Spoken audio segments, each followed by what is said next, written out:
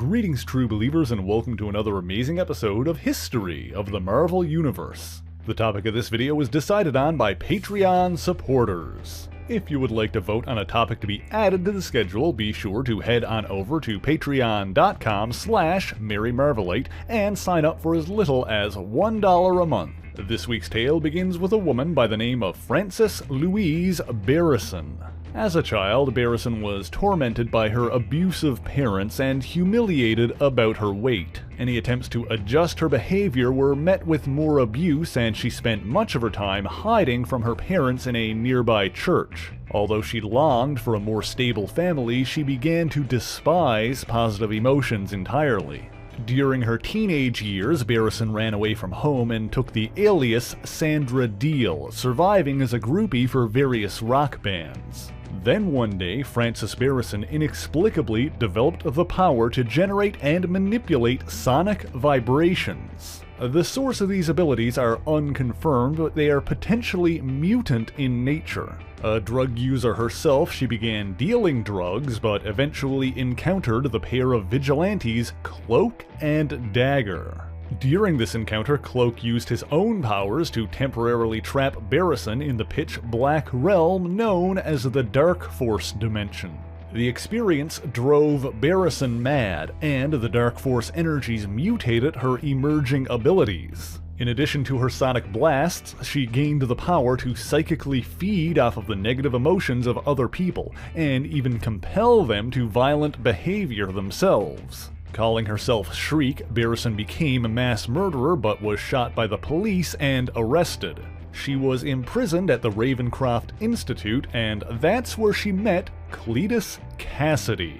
A notorious serial killer himself, Cassidy had bonded with an alien organism known as a symbiote to become Carnage, gaining deadly superpowers of his own. When Carnage escaped from the facility, Shriek accompanied him and quickly began to see Cassidy as a husband. And with her deep-seated desire for a family of her own, she insisted on taking in various creatures they encountered as their children. The first of these was the Spider-Man Doppelganger. This being was one of many doppelgangers created by the Magus during his Infinity War, each of which was a dark reflection of one of Earth's heroes. The Spider Doppelganger was one of the few to perish in its initial attack on its respective hero. However, its body was quickly recovered by another creature, the Demogoblin. While the other doppelgangers were all destroyed by the end of the Infinity War, this one was resurrected by the Demogoblin, leaving it the last one remaining. This doppelganger was later separated from the Demogoblin and attacked Carnage and Shriek. However, Shriek saved the creature from Carnage and insisted on keeping it as her child. The trio subsequently battled Cloak, Dagger, and Spider-Man together. During that encounter, Shriek attempted to kill Dagger as revenge on Cloak, and seemingly succeeded as Dagger's body disappeared. The villainous trio escaped that battle, but were soon found by the Demogoblin, who had come looking for the doppelganger. Shriek was hesitant about the Demogoblin at first, having read about him while at Ravencroft, but Carnage offered for him to join their family. The Demogoblin's own origins can be traced back to the hellish dimension of Limbo, otherwise known as the Other Place. When New York City was invaded by demons from Limbo, an event known as the Inferno, a mercenary named Jason Philip Macandale, who had stolen the costumed identity of the Hobgoblin, attempted to bargain with the demon Nastir, offering his soul in exchange for demonic power. The demon scoffed at the offer, but was amused by Macandale's boldness, and fused his soul with that of a demon's, transforming him into an actual goblin. The demon Macandale was bonded with was a member of a sect called the Righteous, and was dedicated to destroying other demons and human sinners, which to it included pretty much everybody. During a battle with Spider-Man, Johnny Blaze, and the Ghost Rider, Danny Ketch, the demonic Hobgoblin was struck with a mystical attack that affected its bond with his human host. Macandale began to experience uncontrollable and extremely painful transformations between human and demon. Eventually, the demon tore itself free from Macandale entirely, becoming a separate entity which Spider-Man named the Demogoblin. And of course, he later joined up with Carnage and his surrogate family, thinking their help would hasten his own twisted quest. Together, the Mad family went on a rampage through the streets of New York in an incident the media dubbed Maximum Carnage. As they did, Shriek's empathic abilities caused a wave of madness to pass over the city, and ordinary citizens became violent rioters and looters. Desperate to turn the tide, Spider-Man reluctantly allied himself with former enemies Venom, the Black Cat, and Morbius, the Living Vampire. Meanwhile, Shriek and Carnage recruited another child when they encountered the creature known as Carrion. This version of Carrion was once a graduate student at Empire State University named Malcolm McBride. Investigating the abandoned and sealed-off lab of Professor Miles Warren, otherwise known as the Jackal, McBride found a sample of Warren's Carrion virus. Not knowing what it was, McBride attempted to study the sample and was inadvertently infected by it. McBride was transformed into Carrion, effectively an unliving clone of Miles Warren, as the virus contained the Jackal's DNA and memories. Although his previous memories were buried and broken, Carrion's true identity was discovered by the Hobgoblin, who wished to use him as an ally. This encounter occurred after the Hobgoblin was merged with the demon from Limbo, but before he was struck with the mystical attack that caused the two to separate. Trying to earn his loyalty, he reunited Carrion with his mother, Beatrice McBride. However, to prevent the woman from being slain by Carrion's deadly touch, Spider-Man interceded. When the Hobgoblin attempted to kill Spider-Man with a pumpkin bomb, Carrion leapt in front to prevent his mother from being caught in the blast. Carrion's flaming body fell into the sewers and he was presumed dead. However, he emerged again during the chaos of Maximum Carnage. With his mind in shambles, Carrion followed Shriek and Carnage like a lost child, and he too was adopted into the homicidal family. Furthermore, Carrion's own low-level psychic abilities only added to the chaos caused by Shriek. This crisis went on for several days as more and more heroes joined Spider-Man to combat it. And at the center of it all, fueling the madness and depravity, was Shriek. Spider-Man was nearly able to pierce through the chaos and help the people find themselves once more, but Shriek was able to assert her power, spreading her influence across the city like a psychic virus. Even the highly disciplined Iron Fist had to be pulled out of the crowd before he got caught up in the violence. Her eventual defeat was due to several factors. First of all, Carnage attacked her, displeased by her acting independently of him. Doppelganger, having developed a special bond with Shriek, leapt to her rescue but was seemingly killed by Carnage, causing Shriek to lose her focus and release her control over the crowds. Next, Dagger returned. Having survived their previous encounter, she had retreated into Cloak's Dark Force to heal. Dagger attempted to use her light powers to heal Shriek as well, but she continued to resist. However, her attempt did serve as the inspiration for a machine which counteracted Shriek's powers and finally ended the chaos. Not only did this purge the psychic virus generated by Shriek, but it also put McBride's Carrion virus into remission, returning him to human form. Carnage initially escaped, but he was soon apprehended by Spider-Man and Venom.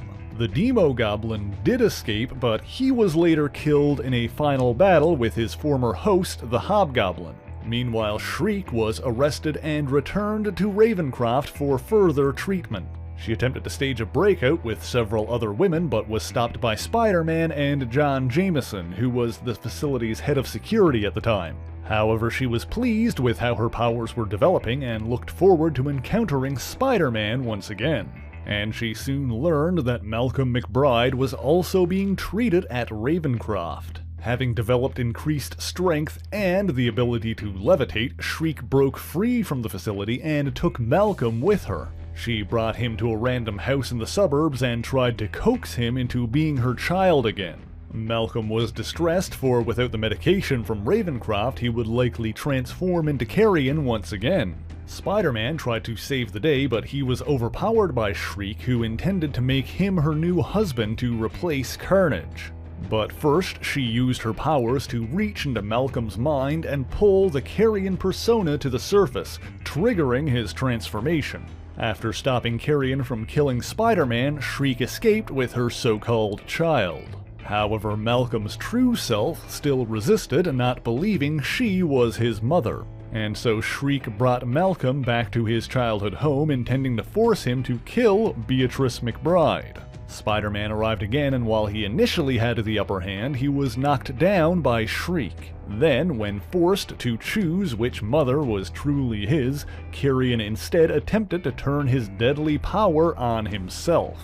Beatrice attempted to save her son, but Shriek stopped her, knowing that she would only doom herself. This finally allowed Shriek to see just how much this mother loved her child. And so Shriek saved Malcolm using her powers to drain the Carrion virus from his body and seal it inside herself, curing Malcolm McBride once and for all. Spider-Man awakened and brought Shriek to the hospital for treatment. She was subsequently readmitted to Ravencroft, where she prepared for the virus to manifest within her, treating it as if it was an unborn child. However, Miles Warren, the Jackal himself, or perhaps one of his clones, infiltrated Ravencroft and harvested the Carrion cells from Shriek as part of one of his plots. Completely cured from the virus, she was largely docile after that and was put under the purview of Ravencroft's head doctor, Tanis Nieves. Shriek believed that the Doppelganger had survived the Maximum Carnage event and was visiting her at her window. Meanwhile, Carnage was sent to the supervillain prison, the Raft, where he participated in an attempted mass breakout. But he was seemingly slain when he was brought into space by the powerful hero, the Sentry, and ripped in half. However, the symbiote kept Cassidy alive until he was detected by a company named Hall Industries, owned by Michael Hall. Hall used one of his satellites to interrupt Carnage's orbit and cause him to fall back to Earth. When the monster descended, Shriek could sense his presence returning and panicked before she was tranquilized. After capturing the crashed symbiote, Hall used samples from it to create armored suits for his security forces. He also used pieces of the Carnage symbiote as a key component to a new type of prosthetic limb. In order to mass-produce such a product, he knew he would need the symbiote to generate more biomass. He discovered that the alien could feed on negative emotions and use it to grow, and thus concocted a plan. Hall Industries had already bought the Ravencroft Institute, and so Hall decided to have Shriek transferred to the facility where Carnage was being kept. Shriek's doctor, Tanis Nieves, tried to stop this and attacked the armored car while it was in transit. This also brought the Doppelganger out of hiding, and it attempted to rescue its mother, who it was still fiercely loyal to.